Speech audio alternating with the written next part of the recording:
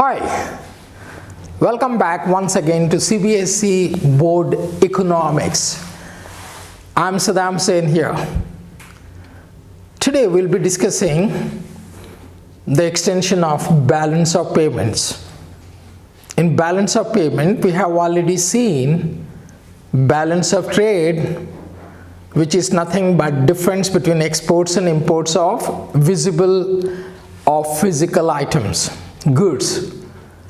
Then we have seen balance of payment, which is much bigger concept than balance of trade, because balance of payment includes exports, not only exports and imports of goods, that is visible items, but also exports and imports of invisible items, that is services.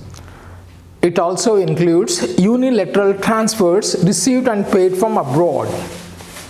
It also includes investments made by a country in other countries and what the other countries are making investment in our country. That's why it's a broader term. And we learned already balance of payment has two components. One is the current account and one is the capital account. We learned it. Current account consists of all transactions which deals with exports and imports of goods and services, is visible and invisible items. Capital account deals basically with investments of a country with the rest of the world.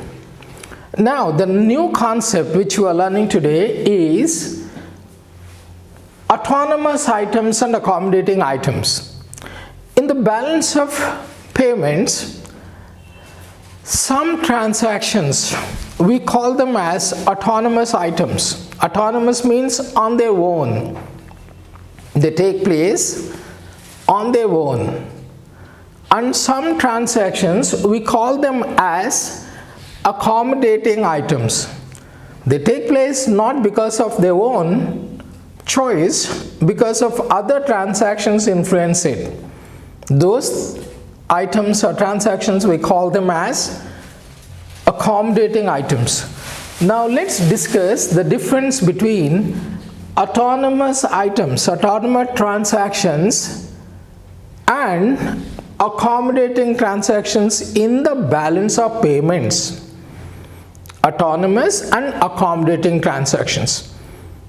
Okay, let's jump into it. The first one, you have autonomous items, and these items or these transactions, see, you can see it here, they have economic motive, or we can call it in economics as profit motive. Autonomous items have economic motive or profit motive. What it means, they are purely done with economic considerations, that is with profit motive. What it means, if a firm in India is importing mobile phones, or maybe iPhone or Samsung, the main motive is to make profits, nothing else. The company or the firm which imports Samsung mobile phones or iPhones in India have only one economic motive, that is profit motive. They are not bothered whether there is deficit in BOP or there is surplus in balance of payment. So that's the first point. Autonomous items are basically done for profit motive or purely economic motive. I gave you the examples. And what is accommodating items? The first point here, these take place to maintain a balance in BOP, balance of payments. What do you mean by to maintain a balance in BOP? These are not done with any profit motive or economic motive. These are mostly done by the government. They don't have profit motive or economic motive. What it means, see, many firms in India, private firms, they imported lot of goods from other countries, and it leads to a deficit in BOP. So who plug this deficit or fill this gap? Obviously the government has to do it. How do they do it? they borrow from other countries. Maybe we take an illustration example. If there is a deficit of $500 billion in BOP, the government may be borrowing from other countries $5 billion to plug this gap. So those are accommodating items. So the title says these transactions arise because of these transactions. I hope you got it. Accommodating items are purely done by the government, not with economic motive, not with profit motive, to plug the gap in the BOP. This gap can be deficit and it can be surplus in BOP. So the first point is very important. So autonomous items are done with an economic motive or profit motive. Accommodating items are not done with an economic motive or profit motive. These are done to maintain the balance in BOP. So if you can link it, one more point here, autonomous items are purely done for profit motive, and the second point, they are done by the private firms mostly, and of course to some extent government firms too. And accommodating items are not done with profit motive, and they are done to maintain a balance in BOP. This is exclusively done by the government. Now let's go to the second or third point. These are independent of state of BOP. What it means, whether there is deficit in BOP or surplus in BOP, they take place. They are not concerned. If a dealer is there for Samsung mobile phones in India, his main motive is to make profits.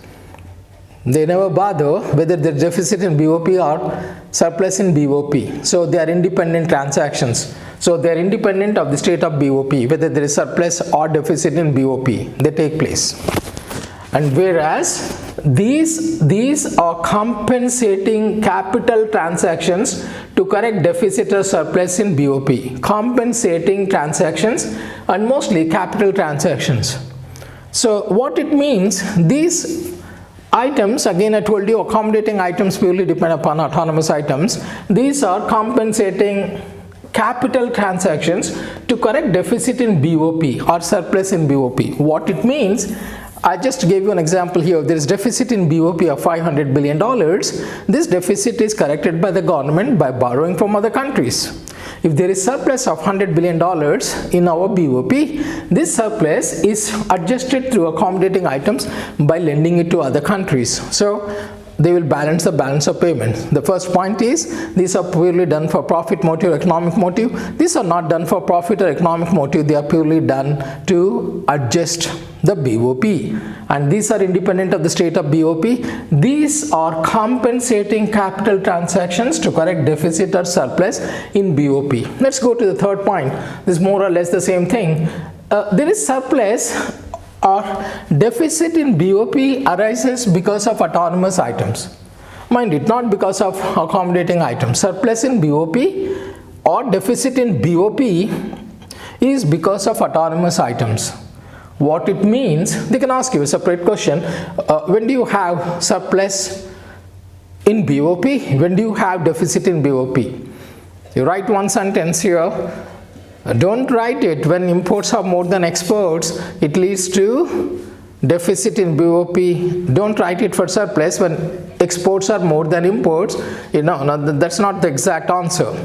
Surplus or deficit in BOP takes place purely because of autonomous items or transactions. I give you the definition. There will be surplus in BOP when the value of exports of autonomous transactions, autonomous items are greater than the value of import of autonomous items in BOP.